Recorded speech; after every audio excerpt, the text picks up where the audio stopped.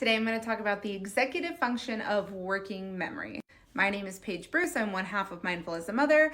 I'm a children's counselor and I specialize in anxiety and ADHD. So when we're talking executive function working memory, we're talking about the aspect of our short-term memory that helps us organize, plan, and remember multi-step directions.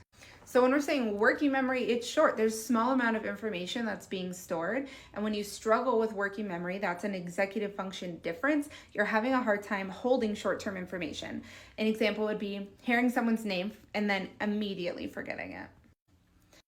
Another example of working memory, let's say for our children, would be completing a project. So they're using their working memory to create a to-do list of tasks to prepare for the project, to remember the steps of the project, the list of things they need to do for the project, and then organizing which order it needs to be completed to get it done.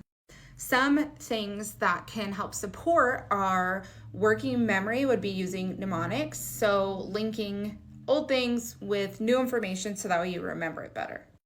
Like I remembered my Amazon delivery driver because her name is Amanda Amazon. Okay, so there's one example. Some other things you can do to help hack your working memory and for your kids when you have this executive function difference is by using calendars and timers. You can practice your memory by using different apps that they have for sequencing and memory, or like those old the Simon Says games where they light up and you got to twist it, pull it, and like remember the sequence of things.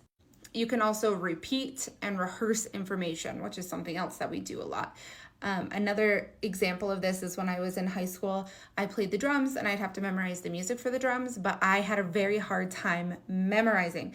And so I had to repeat and repeat and repeat and repeat and repeat in order to get it stored in my long-term memory so that way I could link it with other things and remember it mid-performance. Some questions you can ask yourself when you're thinking, hey, does my kid struggle with working memory? You can say, how many steps do they remember when I give them 3 and 4 step instructions?